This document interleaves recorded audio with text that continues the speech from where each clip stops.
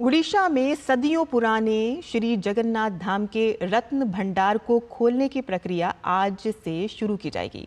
प्रधानमंत्री नरेंद्र मोदी ने लोकसभा चुनाव के दौरान उड़ीसा वासियों से वादा किया था कि राज्य में भाजपा सरकार बनने के बाद श्री मंदिर का रत्न भंडार खोला जाएगा। 40 वर्षों के बाद श्री मंदिर के रत्न भंडार को खोला जा रहा है और इस पूरी प्रक्रिया में पारदर्शिता के मद्देनजर उड़ीसा सरकार ने न्यायमूर्ति विश्वनाथ रथ के अध्यक्षता में एक उच्च अधिकारी प्राप्त समिति का गठन किया है।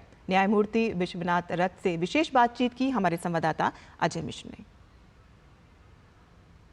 श्री जगन्नाथ धाम में भगवान जगन्नाथ के रत्न भंडार को खोलने की जो प्रक्रिया है उसकी सारी तैयारियां पूरी कर ली गई हैं और इस पूरी प्रक्रिया के लिए उड़ीसा सरकार ने एक उच्च स्तरीय समिति का गठन किया है, जिसकी अध्यक्षता कर रहे हैं जस्टिस विश्वनाथ रथ जी। इस वक्त हमारे साथ हैं। बहुत बहुत धन्यवाद न्यायमूर्ति हमारे साथ बात करने के लिए। तो ये 1978 के बाद ये प्रक्रिया एक बार फिर से पूरी दुनिया के सामने है, तो थोड़ा सा बताएं कि ये प्रक्रिया क्या होने जा रही है, क्योंकि पूरी दुनिया को इसका बेसब्री से इंतजार है। देखिए, ओरिजिनली जो जगन्नाथ का ज्वेलरीज एंड गहना है वो राजा का तत्वावधान में था। तो ब्रिटिशर्स के टाइम में उसको फीलिंग हुआ कि नहीं, ये ठीक से देखभाल नहीं होता है, तो टेम्पल को एक्ट के अंडर लाया गया। तो उसका मैनेजमेंट कमेटी गठन किया गया। 1954 से मैनेजिंग कमेटी उसको देखभाल कर रहा है। एक ये पॉलिटिकल मुद्दा भी बना कि जिस चाबी की आप बात कर रहे हैं वो चाबी गई कहाँ। अब मान लीजिए ये रविवार को तय किया गया है कि आप लोग फिर से रत्न भंडार खोलेंगे, चाबी का क्या होगा? और अगर चाबी नहीं मिलती है तो फिर उसमें क्या एसओपी आप लोगों ने बनाई?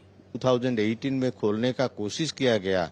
मंदिर का जो भीतर भंडार का अंदर रिपेयरिंग करने के लिए एएसआई टीम को हाईकोर्ट ने दिया था, डायरेक्शन दिया था, आप जाओ जाके उसको देखो, देख के उसको रिपेयर करो। तभी जाके उसमें एक अटेम्प्ट हुआ था कि उसको खोल के उसका अंदर देखेंगे क्या है हाल, उसी हिसाब से आगे जाना है।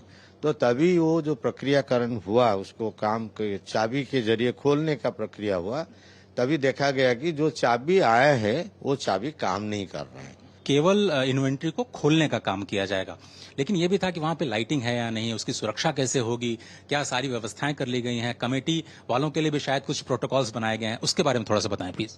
4 काम है इसमें। ये जो प्रोजेक्ट है ये एक प्रोजेक्ट है, उसमें 4 दिशा है। एक दिशा तो उसको खोलना, चाबी रहते हुए नहीं रहते हुए हम डिसीजन ले लिया कि चाबी मंगाएंगे, वो लोग चाबी देते हैं, अच्छा है, उसमें कोशिश किया जाएगा।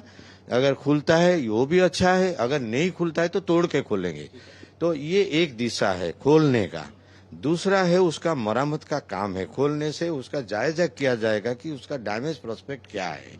अच्छा, अगर हम मरम्मत को देंगे तो हमको वहां से भगवान का जो ज्वेलरीज एंड ऑर्नामेंट्स है, ऑर्नामेंट्स, उसको फिर कोई सिक्योर प्लेस को लेना है। बहुत धन्यवाद बात करने के लिए, वक्त निकालने के लिए। तो स्पष्ट तौर पर ये कहा जा सकता है कि ये रत्न भंडार, श्री मंदिर का जो रत्न भंडार है उसको खोलने की जो प्रक्रिया है वो रविवार को ही संपन्न की जाएगी और उसके बाद उसके असेसमेंट का काम जो है वो कुछ और उसमें दिन लग सकते हैं। लेकिन प्रधानमंत्री नरेंद्र मोदी ने जो वायदा किया था और जो लोगों को ये गारंटी दी थी कि रत्न भंडार के दरवाजे खोले जाएंगे, उस पर तामील की जाएगी और ये काम रविवार को ही किया जाएगा।